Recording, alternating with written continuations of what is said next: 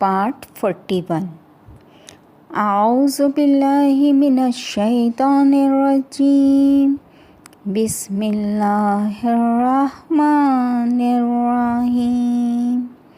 یہ کاشانہ بصیرت کا آڈیو بک چینل ہے اور آپ کے گوش گزار ہے کتاب اسلامی تہذیب و ثقافت، جس کے مؤلف ہیں ڈاکٹر علی اکبر ولایتی، مترجم ہے معارف اسلام پبلیشر۔ آپ اس کا 41 پارٹ سماعت کر رہے ہیں۔ 7واں باب اسلامی تہذیب کے جمود کے اندرونی اور بیرونی اسباب، صفحہ نمبر 208۔ اندرونی اسباب۔ نمبر 1، استبداد یا آمریت۔ بشرا تہذیب و تمدن کی تاریخ کے ہر عصر میں ہم ایسے ادوار کا مشاہدہ کرتے ہیں کہ جنہیں آمریت کے دور کے عنوان سے ذکر کیا جاتا ہے۔ بعض محققین کی نظر میں آمریت لفظ فقط مشرقی سماج کے ساتھ مختص ہے، جبکہ دیگر بعض کی رائے کے مطابق تمام معاشروں اور سماج میں ایسے مظاہر رہے ہیں۔ اپنی نظر میں ہر ملک اپنی تاریخ کے بعض ادوار میں عامر بادشاہوں کے شکنجے میں رہا ہے۔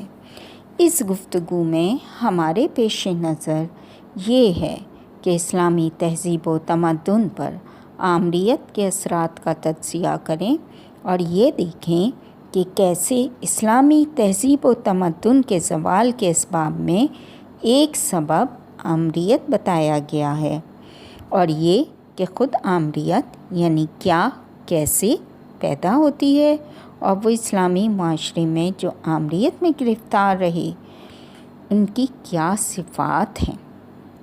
آمریت یا استبداد یا ڈکٹیٹرشپ کی تعریف۔ لغت میں آمریت سے مراد یک و تنہا اور خود اپنے طور پر ہی کام کرنا، اپنی رائے کو مقدم کرنا۔ عرب دانشور عبدالرحمن کواکبی کے بقول لغت میں آمریت سے مراد یہ ہے کہ ایک شخص ایسا کام جو مشورے سے انجام دینا چاہے فقط اپنی رائے سے انجام دے۔ کواکبی کی رائے میں سیاسی لحاظ سے آمریت یعنی کسی ملت کے حقوق پر ایک فرد یا گروہ کا بغیر کسی مواخذے کے ڈر کے تسلط پیدا کرنا ہے۔ اس بنا پہ آمریت اپنی رائے اور اپنی پسند کو فوقیت دینے پہ مشتمل ایسا نظام ہے کہ جس میں ایک حکومت یا وقت سے دیکھیں تو ایک شخص جو حکومت میں بعنوان حاکم ہے عوام و ملت کے سامنے کوئی عہد اور ذمہ داری محسوس نہیں کرتا، یعنی ایسا نظام کہ جس میں حکومت لاقانونیت پہ قائم ہے، یعنی موجودہ قوانین اس وقت تک نافذ رہیں گے جب تک آمر انہیں اپنے مفاد میں پائے گا۔ اسی لیے آمرانہ نظام میں قوانین میں بہتری کے لیے ترجیحات یا ترمیمات بے معنی اور خالی ہوتی ہیں۔ اسلامی ممالک میں آمریت کا سرچشمہ۔ یہ کہ آمریت کا سبب و سرچشمہ کیا ہے، مختلف نظریات پیش کیے گئے ہیں۔ مشرقی اسلامی معاشروں کے اقتصادی پہلو کے تجزیہ و تحلیل سے معلوم ہوتا ہے کہ آمریت کا تسلط ان ممالک میں اتفاقی نہ تھا۔ ان لوگوں کے طریقہ پیداوار، سماجی معاملات اور ان معاشروں سے بننے والے مختلف شعبہ جات اس کے لیے راہ ہموار کرتے تھے۔ مثلاً ایرانی معاشرے کے جائزے سے معلوم ہوتا ہے کہ اس معاشرے میں لامحدود آمرانہ قوانین 3 اسباب کی بنا پہ وجود میں آتے رہے۔ نمبر 1، اقتصاد اور آبپاشی کا طریقہ کار۔ ایرانی کسانوں کی گزشتہ ادوار سے اب تک اہم مشکلات میں سے ایک پانی اور آبپاشی کا مسئلہ تھا۔ ایران کے بیشتر زرعی علاقے دنیا کے خشک علاقوں میں شمار ہوتے ہیں۔ یہی وجہ ہے کہ بہت عرصے سے ہمارے ملک کے اقتصادی زوال کا یہ سبب बना हुआ है। इसी मौजू की बिना पे वक्त की ताकतवर हुकूमतों ने तो एक तरफ तो बंद बांधे और नहरें जारी करते हुए ज़रई कामों को वुसअत दी और देहाती लोगों की मदद की ताकि ज़राअत की भारी जिम्मेदारी वो बेहतर तरीके से अंजाम दे सकें। दूसरी तरफ इस सहूलत से मुकम्मल फ़ायदा उठाया और अपनी हुकूमत और तसल्लुत को मुस्तहकम और पायदार किया। अमूमी मालकियत, जैसा कि ज़िक्र हो चुका है कि पानी के मसले की बिना पे मरकज़ी हुकूमत ने किसानों को अपने ताबे कर लिया था। ज़रई ज़मीन की वुसअत, फिर इसकी सैराबी के लिए पानी के बहुत बड़े मंसूबे और इन ज़रई ज़मीनों के इस्तेमाल के लिए इन मंसूबों को चलाना नाकाबिले इज्तनाब काम था। इसी तरह आबपाशी के मसनूई तरीक़ों की इंतहाई ज़रूरत बड़े बड़े इदारों की तश्कील और एक फ़र्द की मुतलक हुकूमत को भी अपने हमरा ले आती। आमिर हुक्मरान समाज की नुमाइंदगी में इन तमाम सरज़मीनों का फ़र्ज़ी मालिक और उनके चलाने का ओहदेदार होता था।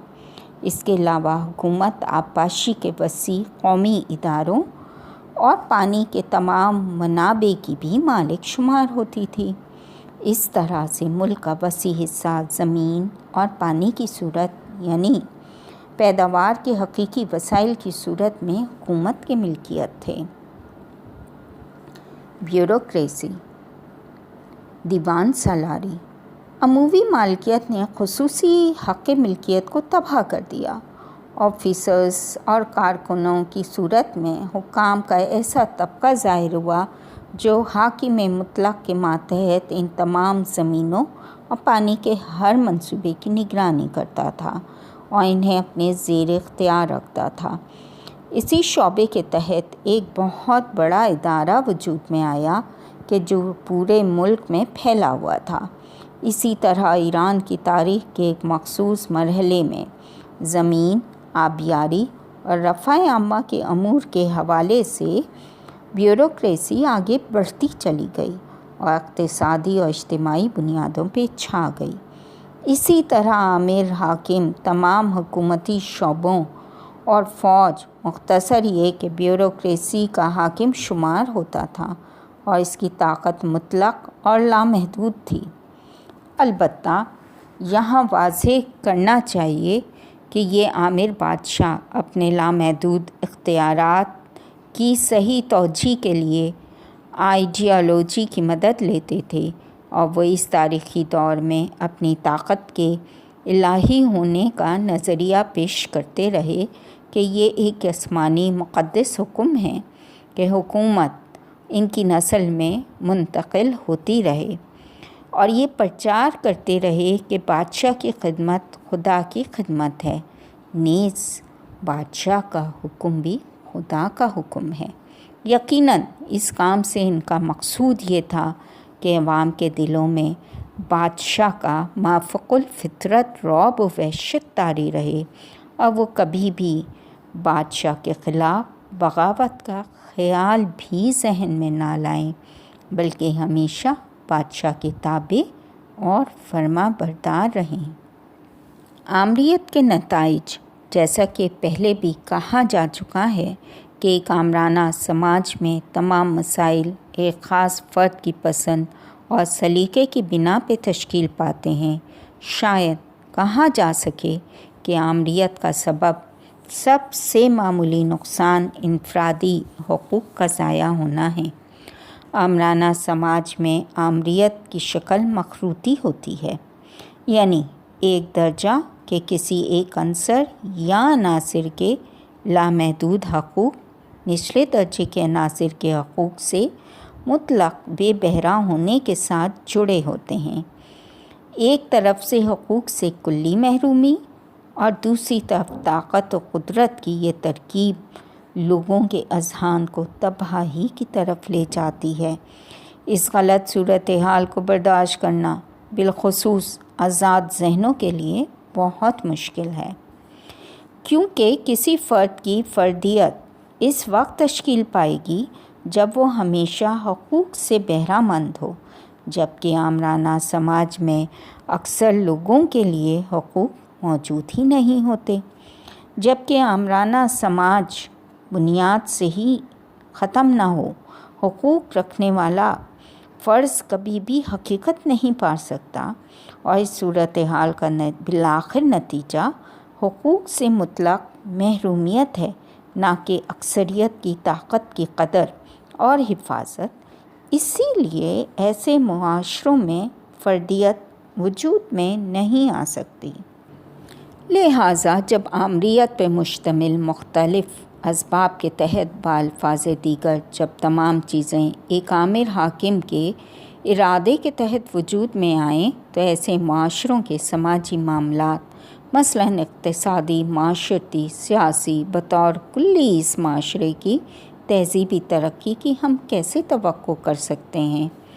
ایک سماج کلچر و ثقافت کے حوالے سے اسی وقت ترقی کر سکتا ہے جب ترقی کے لیے ضروری شرائط اور ماحول میسر ہو۔ پس آمریت زدہ معاشروں کے حوالے سے یہ توقع نہیں کی جا سکتی کہ اس معاشرے کی تہذیب و ثقافت ترقی کرے اور وسعت اختیار کرے، یا اگر کسی مسئلے میں کوئی ترقی بھی ہوتی ہو تو اس کے ثمرات کی حفاظت ہو سکے۔ اسلامی معاشروں میں آمریت، دین اسلام کے ظہور سے فکر بشریت میں ایک عظیم انقلاب پیدا ہوا۔